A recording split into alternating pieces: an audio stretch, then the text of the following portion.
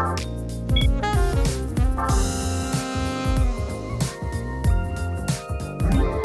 there, this is Derek from Pacific Coast Auto in Japan. We're looking at a 1998 Toyota Aristo. This is the V300 twin-turbo 2JZ engine version.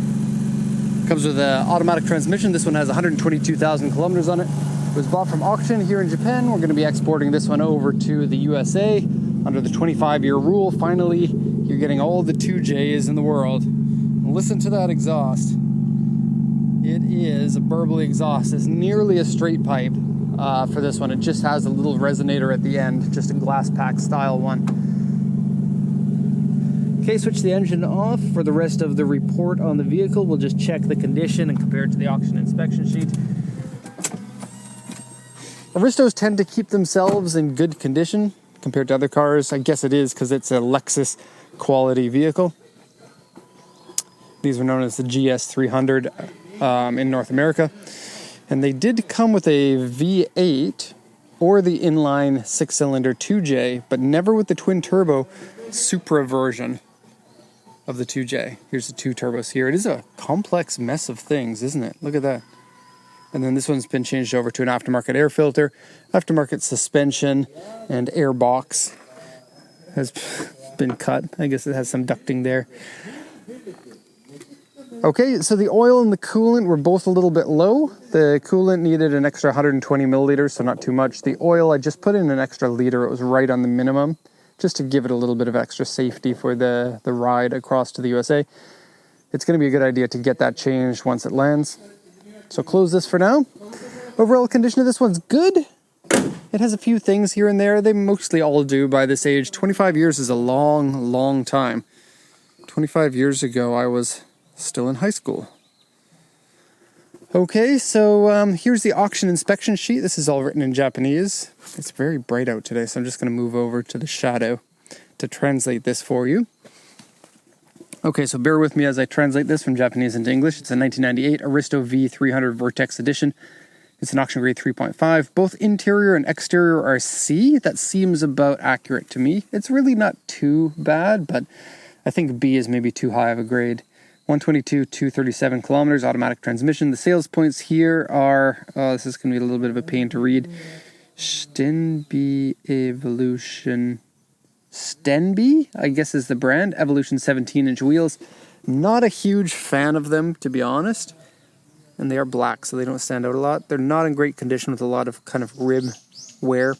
Tires on it are a 215, which seems a little bit narrow for this car, but it might actually be the OEM size. Let's see if we can get that. OEM size are 215, 225, or 235. Okay, so 215s are OEM size. Probably not on the turbo version, though. I would recommend getting new wheels because not only do they not look that good, they're kind of sunken in a way that you don't usually get nowadays, especially the rear ones. If you have a look there, it also has some mad rear camber, so I don't know what's going on. Could have been set up like that on purpose.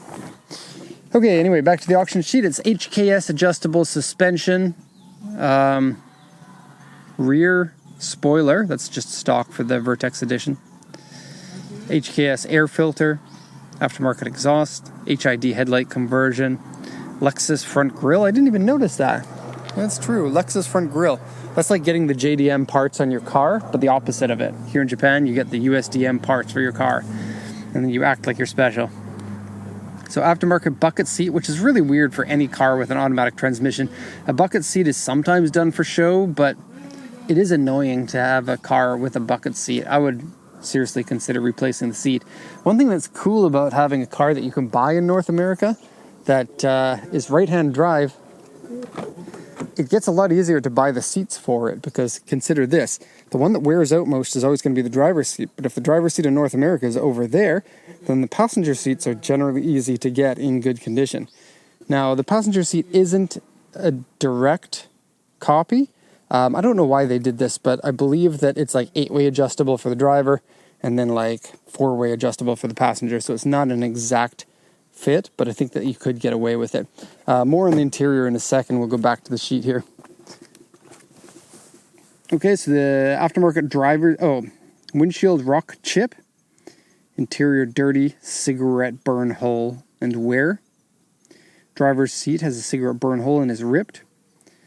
And the other seats have covers on them. They're Clasio brand. It's just kind of a mid-grade seat cover. I'm not a big fan of seat covers, except for the utility you get in them, because it's going to keep all those seats in good condition underneath, which is handy. I just don't like the feel of a seat cover.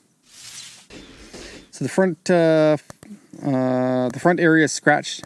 No, underside scratched, dented, and some surface rust. It looks fine to me. There are some scratches that I pointed out in the pictures on the underside. For the most part, it's good. The surface rust isn't anything that would concern me. The end panel is dented, which is the underneath the rear bumper. I didn't take a look at that. Everything seemed to line up fine, and if that's the case, then usually it's nothing to worry about. You can't actually see the end panel from outside of the car. And then various scratches, dents, and repairs. And I think this is an important one because they write this on most of the sheets, and then they give you a diagram here of all of the damage on the car. This one has a number of scratches on both sides that they didn't really mention, which is a bit of a bummer. I mean, they did say various scratches, dents, and repairs, but I think they should have been a little bit more specific about the scratches on the side panels, and I'll show you that in a second. Aftermarket wheels scratched, A3 on the front and rear bumper, that's some really big scratches, and then A3 on the side skirt here as well with a U2, so it looks like it hit something. Back fender's been replaced, otherwise it says the body should be clean, but yeah, there are a lot of other marks that should have been marked on here. This was JU Tokyo, by the way. Not like it really matters. JU Tokyo is generally fine. This one just happens to be not that good. I wouldn't let one example of a bad auction sheet, it's not even that bad, but a bad auction sheet to let you think that all of JU Tokyos are really bad. Anyways, that's all done, so let's have a look at the exterior. Okay, and first impressions of the car are pretty good. Looks nice, it's going to look good on the road. There are big scratches on the front and rear bumper. They're the only ones that really stand out a lot.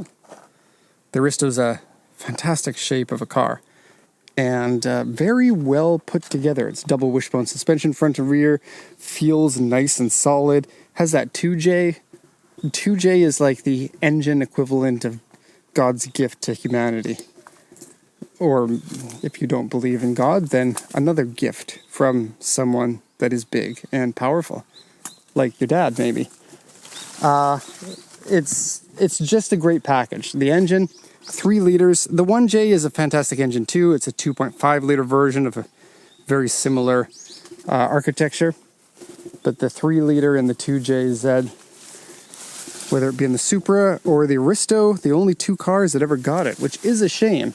It would have been cool if Toyota pulled a Nissan and then had like the TRD version, put the 2J into something else, like an Altezza or something like that. That would have been wicked.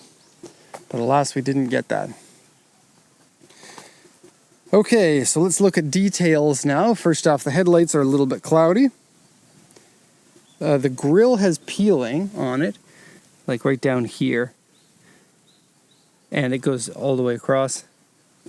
The hood, a couple of rock chips here. And I think I recall there being a scratch on the hood, maybe. Gosh, I see way too many cars for me to keep them all in my mind, which ones are scratched and where. I just looked at this one, but then I spent 45 minutes moving cars around. They came to pick up 2 cars and drop off 1 more. Anyway, here's the front bumper. And it's this area here has flex cracks in it, which is when the bumper flexes and the paint can't accommodate. So you get these thin cracks in the paint. This has just been glued on. It's not an OEM piece. Not sure why they would do that. Maybe for extra safety. These are often driven by elderly people here in Japan, which is funny because most of the people who want them are kind of younger. They want that 2J, the final chance to get the 2J before they're all sold out. Water in the lens. But yeah, here in Japan, it's mostly kind of the older people that want these luxury sedans. So the license plate has been moved to here. From here, they use body filler, but you can still see it. Some more flex cracks over here. And we got like a rock chip here, and there's a scratch here. I know you can't see it because of the lighting, but there's a scratch right there. Okay, another chip there and a chip there. All touched up with touch-up paint, and all the touch-up paint has been done fairly well. Let's not get run over by the Toyota Noah. Okay, so coming down this side, this scratch here is the first one that I noticed. That should have been mentioned. You got a scratch in the mirror, that's kind of normal. 2 chips here. Again, I'm kind of thinking, yeah, okay, it's not too bad. And there's a big scratch right here. Quite surprised I didn't catch that, nor this one here. So again, they've been touched up with touch-up paint. This one down here hasn't. They're not the biggest scratches in the world. These ones probably can be polished out. And there's no dents in it, which is great. Especially here in Japan, the parking spots are so tight and narrow, it's really easy to accidentally hit somebody else with your door. That said, minivans are popular here like no other country that I know. Just pointing out all the A3 on the back here. Minivans usually have sliding doors. And a lot of K-vans and other K-cars and subcompacts have sliding doors. There's a cool car by Toyota called the Toyota Porte. It's based off of the same chassis as the BB, actually. And the Vitz and various other Pro Suck. And it has just a sliding door. The driver's side, it's just a sliding door, one door. And then you can get in the front or the back. It's very cool. Stock spoiler, nothing too fancy. It looks good with a spoiler or without, in my opinion. Taillights are the early model taillights.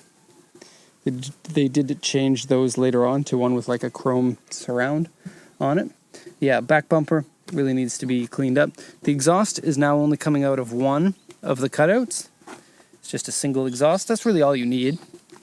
But here, see if you can see that. It's just that glass pack muffler. All the way up. Okay, now the finish at the back fender here, I'm not surprised that they missed this because it's definitely a, maybe you can see it, maybe you can't. There's some chips here. But somebody tried to sand something off right here and then didn't realize that you can't just sand something off of your car without leaving scratches. So there's some sanding scratches there. This side is mostly good. Oh, the A3 that's on the side sill is all underneath. Funny they found this, but they didn't find the other one on the other side. And oh, this handle and the one on the other side have chips similar to this on the other side. Okay, some chips in the paint here. And there's a section of clear coat. Here it is. That's just missing right here. Section of clear coat. Weird. Okay. And coming down here, the rest of it's okay. Yeah, all wheels have this kind of chipping on it. Okay, the underside I'd say is looking pretty good. Let's have a look in the trunk first. I'll pop the trunk. It has a trunk pop button. And the trunk in this is reasonable enough. Oh, and it came with a set of suspension. Looks like just the stock suspension. Okay. Interior liners are missing. Again, something that should have been mentioned on the auction sheet. Tisk tisk, JU Tokyo. JU Tokyo is a weird auction though. They tend to be really cheap at the same time. So you can usually get a few $100 or even a few $1,000 less at JU Tokyo. And I think the main reason for that is because the auction is one of the only auctions on Monday. And as a result, many export companies and car dealers are not open on Mondays. And so maybe competition is lower. It looks like some staples were put in here. I don't know what you're going to staple to. There's nothing on the other side of that. Weird. Okay, close the trunk. Into the back seat. Nice big doors, easy to get in and out. And when you've got a bucket seat in there, your amount of space is huge. Already, these are fairly spacious vehicles, very easy for adults to sit in them. And here's what I'm talking about with the seat covers. I don't like this look, and Clausio likes this look. So right off the bat, not my favorite. And then you get these little waves here, and then the pillow doesn't fit in properly. And this is on every seat cover, basically. Just not my favorite.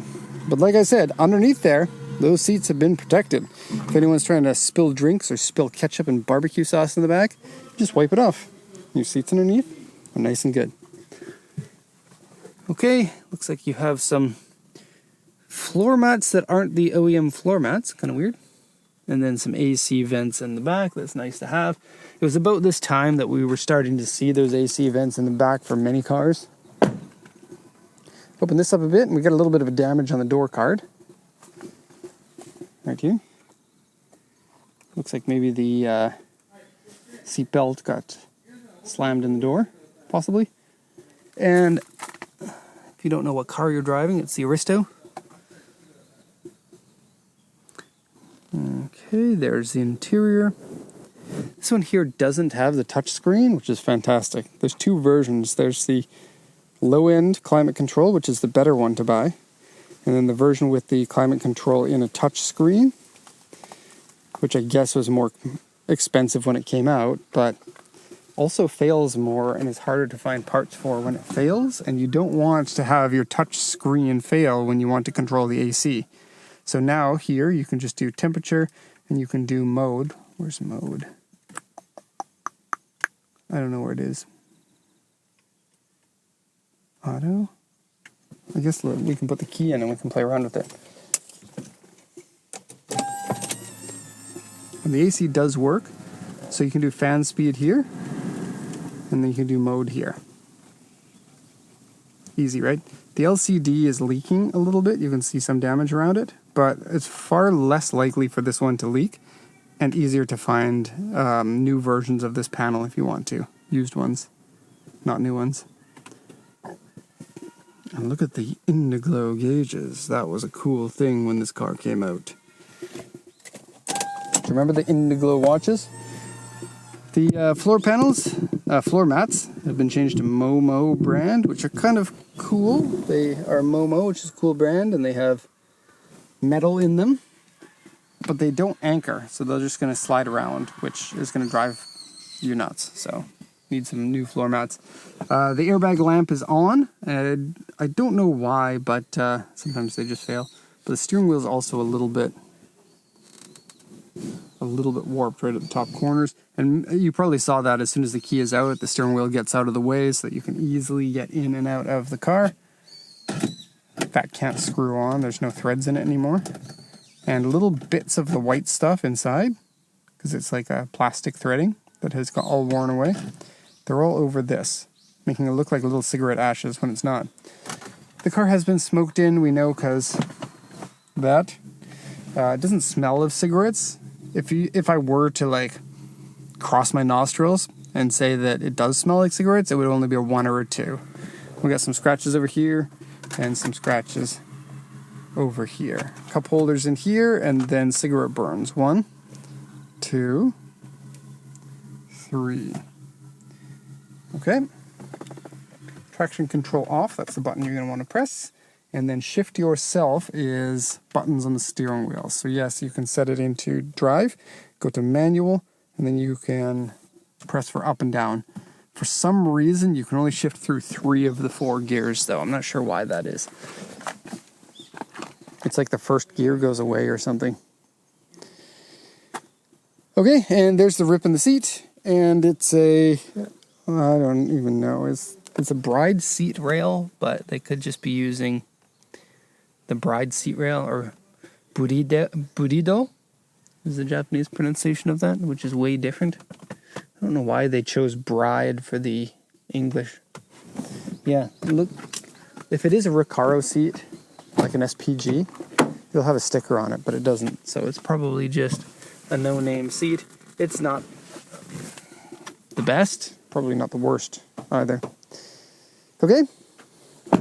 And I think we've seen this car enough. Toyota Aristo. They're still generally good value for money, considering you get a 2JZ in them.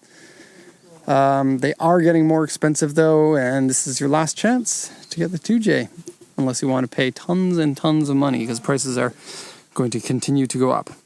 That's all for this one. Hope you enjoyed it. Thank you so much for watching, and have a nice day.